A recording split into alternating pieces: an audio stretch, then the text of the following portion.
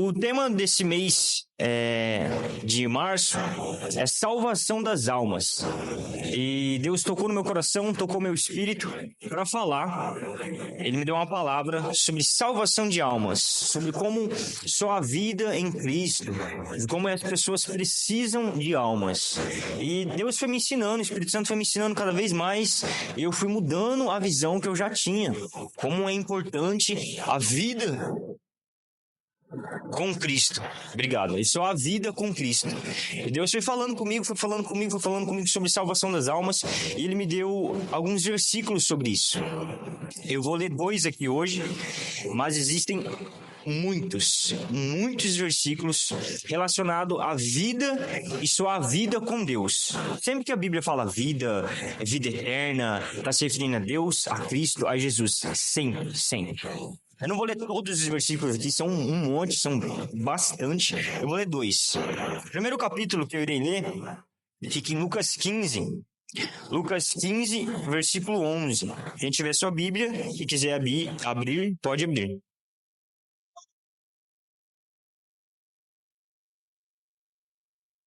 Lucas 15, 11. Diz assim... Essa parábola, vocês já conhecem ela, mas eu vou falar um pouco diferente dela aqui hoje. É do filho perdido. Vocês já ouviram ela?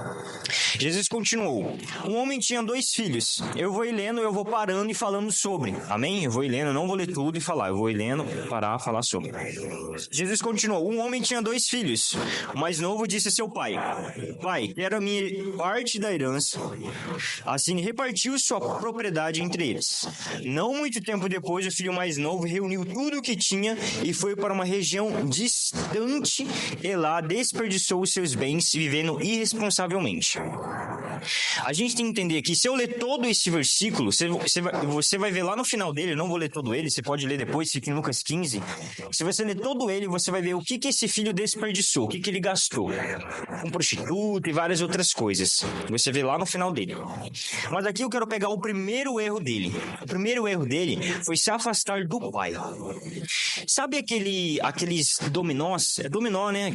Se você derruba um assim, cai vários dominós. Certo? Dominó, né? Imagine o seguinte. Vários daqueles dominós, um monte, um atrás do outro assim, um monte. O primeiro pecado desse filho foi se afastar do pai. Ele derrubou o primeiro bloquinho de dominó e caiu um monte assim, ó. Por quê? Porque quando você se afasta do Pai, quando você se afasta de Deus, você é capaz de tudo. O ser humano sem Deus, ele é capaz de tudo.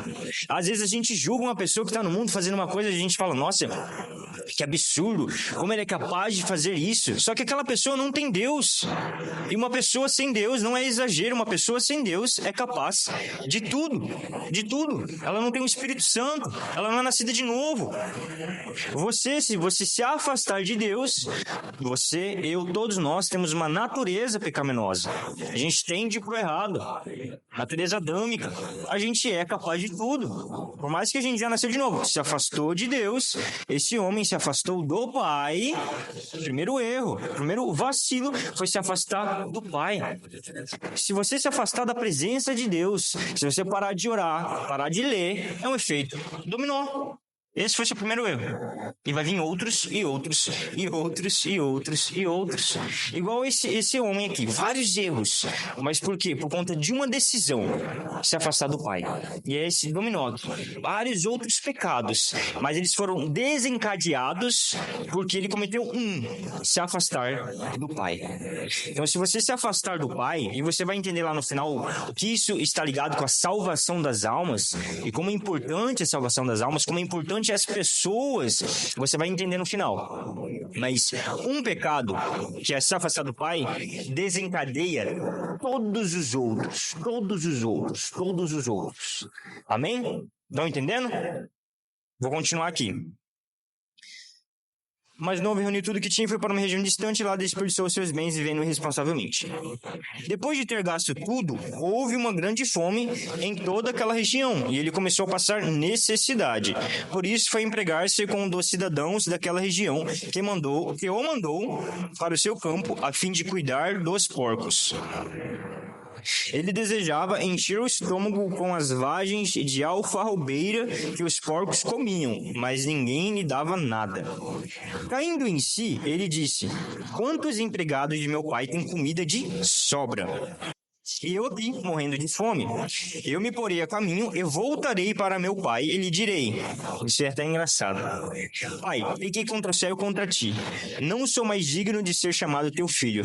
Trata-me como um dos seus empregados. Vamos parar aqui. Ele caiu em si, ele estava com fome e caiu em si. Esse tipo de arrependimento que ele teve não foi um arrependimento verdadeiro. Não foi. A gente lê aqui, a gente acha que foi, mas não foi. Existem dois tipos de arrependimento, o verdadeiro e o falso. O verdadeiro e o remorso. O remorso, como que funciona o remorso? É quando acontece uma consequência, você se arrepende. Então, quando a consequência bate na porta, você se arrepende. Isso é um arrependimento falso. Porque se a consequência não tivesse chegado, se não tivesse chego, você não teria se arrependido. Então, isso é remorso. É um arrependimento falso. O que aconteceu aqui? Ele perdeu tudo, gastou tudo. Aí ele se arrependeu. Poxa, eu tô sem nada, nossa. Fui embora do meu pai, hein? Mas depois que a consequência chegou, depois que a consequência bateu na porta, ele não tinha mais nada, tava com fome, falou, puxa, eu acho que essa é a hora de eu me arrepender. Essa é a hora de eu voltar para o meu pai. Essa é a melhor hora possível. Então, foi um arrependimento falso, não foi um arrependimento verdadeiro, foi remorso. Foi remorso, é um arrependimento errado. A intenção do arrependimento verdadeiro vem quando o Espírito Santo, ele te capacita, ele capacita todos nós a enxergarmos as nossas falhas, os nossos erros, os nossos pecados. Não chegou a consequência. Eu, através do Espírito Santo, enxerguei um erro na minha vida, um pecado, uma falha, e eu falo, nossa, isso está errado, isso não está de acordo com o caráter de Cristo, isso não está de acordo com a Bíblia. Deus me transforma, me muda, eu me arrependo, eu não quero mais cometer esse erro. A consequência não chegou na porta, mas você se arrependeu. Mesmo assim, isso é um arrependimento verdadeiro. Antes de qualquer consequência chegar, acontecer, você enxerga o erro, enxerga o pecado, vê que aquilo não está de acordo com a Bíblia, não está de acordo com o caráter de Cristo. Aí você fala, pai, eu errei, eu quero mudar nisso, eu quero parar de ser egoísta, eu quero parar de fazer tal coisa, eu estou errado, eu preciso de mudança, eu preciso da sua ajuda, eu preciso de transformação do caráter. Isso é arrependimento de verdade. Agora, quando acontece uma consequência, você se ferra porque aconteceu uma consequência, aí é um arrependimento falso, que foi o que aconteceu com essa pessoa aqui, com esse filho. E eu vou continuar lendo aqui. Mas então, vocês entenderam, gastou tudo que tinha, começou a passar fome, falou, puxa, ele até criou um discurso. Ah não, como que eu vou pedir perdão? Ele falou assim, pai, eu pequei contra você, contra o céu, me trata como um dos seus servos, empregados. Ele montou até um discurso de perdão. Ele falou, não, eu vou montar aqui, pá, não, eu vou chegar lá, vou falar isso, já era, ele vai me perdoar. Ele montou um discurso. Ele montou, não sei de vocês, mas se vocês já pediram perdão para Deus por um erro, por uma falha de vocês não escrevem, não, num papel, eu vou pedir perdão para Deus assim, não, vocês entram na presença de Deus, choram, clamam, Deus me perdoa, me muda e vai falando, o Espírito Santo vai te guiando na oração. Então você não monta um pedido de desculpas, um pedido de perdão, que foi o que esse filho fez, que é errado. Mas qual foi a reação do pai? Eu vou ler aqui para vocês, qual foi a reação do pai? A seguir, levantou-se e foi para o seu pai. Isso depois de que ele criou esse discurso, né? Estando ainda longe, seu pai ouviu e, cheio de compaixão, correu para o seu filho e o abraçou e o beijou. Isso, se a gente for pela nossa razão, pela nossa lógica, pela nossa mente, não faz sentido, né? Então, imagina, você é um pai, você tem 2 filhos, você reparte a herança entre os 2, um sai, gasta... Primeiro ele se afastou de você, desencadeou vários pecados, gasta adoidado, só faz besteira e volta pra você. Pela razão, pela lógica, você vai falar assim, você tá doido? Você vai ser um desempregado mesmo, um dos meus servos, porque o que eu tinha te dado, você não teve responsabilidade. Ixi, a gente ia arregaçar pela nossa mente, pela nossa razão, pela nossa lógica, nós agiríamos assim, não é? Vocês não concordam? Você não ia ficar bravo? Poxa, filho, você tá de sacanagem, né? Você tá zoando, né? Só que essa não foi a reação do pai. Essa não foi a reação do pai. Eu vou continuar aqui. Correu para seu filho, o abraçou e o beijou. O filho lhe disse: Pai, pequei contra o céu e contra ti. Não sou mais digno de ser chamado teu filho. Já irei ler. Vamos lá. Mas o pai disse a seus servos: Depressa, tragam a melhor roupa e vistam nele. Coloquem um anel em seu dedo e calçados em seus pés. Tragam um novilho gordo e matem-no. Vamos fazer uma festa e alegrar-nos. Já estou terminando de ler essa parte aqui. Como que o pai reagiu? Reagiu totalmente diferente do esperado. Ele aceitou o filho de volta. Com amor, com abraço. E depois, eu não irei falar o que cada coisa aqui significa, o anel, o calçados nos pés, não irei falar. Mas cada coisa tem um significado. Mas ele aceitou o filho. Ele aceitou o filho de volta. O que isso significa? Imagine, Deus é o seu pai. Você vai lá, Deus não é burro, não é besta, você vai lá e tem um remorso, um arrependimento falso. Deus sabe o que é falso, Deus conhece o seu coração, sabe que não é verdade. Ele sabe a intenção do seu coração. Ele sabe se é verdade ou não o seu pedido de perdão. Mas ele te aceita, mesmo não sendo verdade. Por quê? Por que Deus... Nossa, tem pessoas que vão à igreja com a intenção de, não, eu vou começar na igreja para ser próspero. Deus tem bênçãos e promessas na Bíblia, eu vou para a igreja para receber grana, dinheiro, ixi, você é abençoado, próspero, e realmente Deus quer te prosperar, quer te abençoar, mas isso não é o assunto de hoje. Mas as pessoas vão com a intenção errada na igreja. Deus aceita elas? Aceita. A igreja aceita elas? Aceita. Porque você pode ir com a intenção errada para o Pai, mas você não vai permanecer com a intenção errada. Não tem como, não tem como. Você pode ir com a intenção de, eu vou enganar Deus, quero ir para ser abençoado, entrarei na igreja e Deus vai me prosperar. Você vai com essa intenção. Deus vai reagir dessa forma do Pai. Chegar, te abraçar, te amar, e Ele sabe que Ele vai te transformar. Ele sabe que aquela sua intenção vai ser mudada. Você não vai permanecer naquela intenção. Você acha que você engana Deus? Se você ora, você lê, você está com a intenção errada, sua intenção vai mudar. Não tem como. Se você ora, se você lê, o teu caráter muda. Não tem como.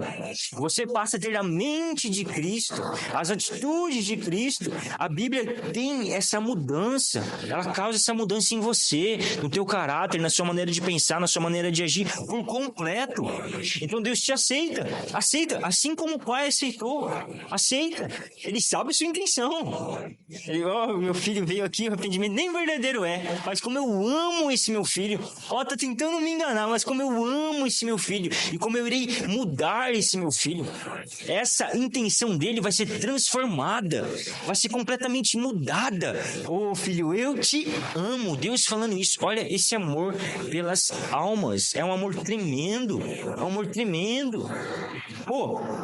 Jesus, olha o amor. Jesus sabia que ia ser enganado por Judas. Mesmo ele sabendo que ia ser traído, ele amou, ensinou e cuidou. Que amor é esse? Imagina, você sabe que uma pessoa vai te trair. Você vai amar, ensinar ela e cuidar dela. Gente, falando de forma humana, natural, sem o Espírito Santo em nós, você vai fazer isso? Não vai fazer isso. Você sabe que a pessoa vai te trair. Você não vai cuidar dela, nem amar ela, nem ensinar nada pra ela. Agora, com o Espírito Santo te capacita. Ele te dá força, ele te dá graça, ele te dá direcionamento. É um poder sobrenatural, é um poder maravilhoso. E isso é o amor que a gente tem que ter pelas almas. Esse amor tremendo.